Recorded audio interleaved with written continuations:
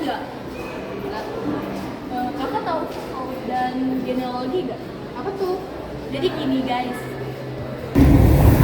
Sebagai Foucault dan genealogi sebagai pencetus penelusuran genealogi, Foucault melalui esainya dengan judul Myths Genealogy History menggambarkan genealogi melalui dokumentasi secara kompleks, teliti, dan sabar. Foucault melihat bahwa genealogi tidak saling berkaitan. Mengapa? Dengan penelusuran perkembangan ide, peristiwa, dan berkelanjutan, sebaliknya genealogi yang dimasukkan adalah pendekatan yang berkonsentrasi pada diskontinuitas, perpecahan, dan banyaknya kuasa yang berperan secara tersembunyi dalam konstruksi pengetahuan dan nilai dalam ranah sosial. Salah satu aspek dalam genealogi itu tuh ada dua yang bisa diyakini, ada Handcroft, keturunan asal usul, terus yang kedua itu ada Ensel atau kemunculan yang menciptakan counter memory. Nah, Handcroft yang di sini sama sekali dimaknai sebagai pelacakan terhadap ide, norma, dan praktik tertentu bermula. Terus yang kedua itu ada Entwicklung yang merujuk pada proses kemunculan atau terwujudnya sesuatu. Nah, Foucault melihat Entwicklung tidak dapat dimaknai sebagai perkembangan, namun hal ini hanyalah episode terkini dalam serangkai penaklukan.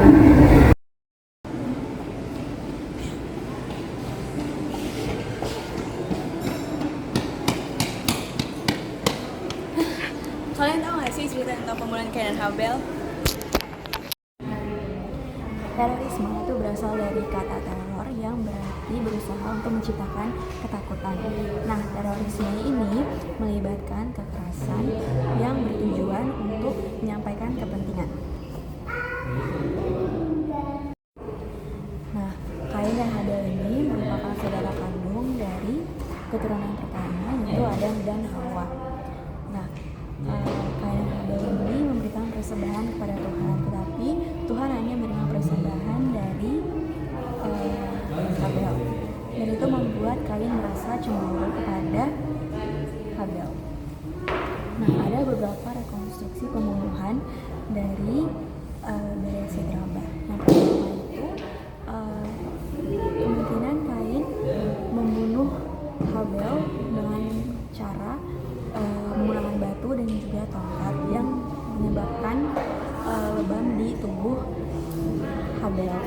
Nah, yang kedua kemungkinan ada konfrontasi dalamnya, yaitu Habel yang berusaha membunuh Kain terlebih dahulu tetapi gagal. Nah, pemberontakan Kain dan Habel ini menyebabkan relasi antara Kain dengan entitas ilahi itu menjadi rusak, dan juga perbuatan Kain dan Habel ini pastinya mempunyai konsekuensi yang harus diembannya.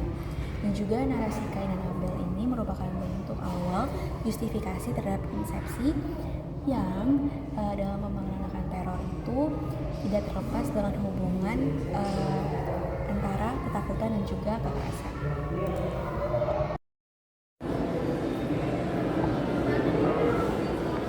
Hai, baik.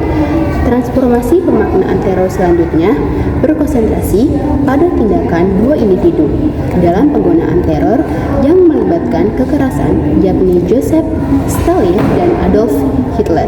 Kekejaman yang dilakukan kedua individu ini dalam kediktatorannya dikenang sepanjang sejarah sebagai kekejaman yang sadis terhadap penggunaan teror dalam aspirasi pribadi serta pengejaran kekuasaan dan supremasi dunia yang justru menyebabkan kematian jutaan orang. Kedua individu tersebut kemudian disandingkan dengan sinonim dari teror, intimidasi, dan pembunuhan massal. Transformasi pemaknaan teror selanjutnya berkonsentrasi pada tindakan dua individu dalam penggunaan teror yang melibatkan kekerasan, yakni Joseph Stalin dan Adolf Hitler. Kekejaman yang dilakukan kedua individu ini memiliki kediktatornya dikenang sepanjang sejarah dikenang sebagai kekejaman yang sadis terhadap penggunaan teror dalam aspirasi pribadi serta pengajaran kekuasaan dan supremasi dalam dunia yang justru menyebabkan kematian jutaan orang. Kedua individu ini kemudian disandingkan dengan sinonim dari teror, intimidasi, dan pembunuhan massal. Stalin menggunakan teror yang bervariasi dalam pendudukannya. Pertama, yakni Stalin membiarkan kelaparan terjadi sebagai hukuman bagi masyarakat yang membangkang, di mana pemerintah tidak hanya diam, namun justru memaksa menuntut kuota terhadap permintaan gandum yang tinggi. Dan ketika kuota tersebut tidak dapat dipenuhi, polisi setempat akan mengambil apapun yang mereka miliki.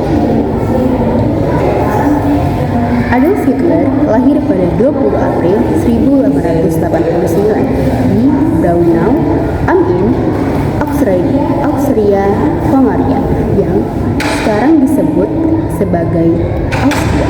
Besar dan hidup di perbatasan Jerman Austria yang diwarnai dengan obsesi kebencian terhadap Yahudi.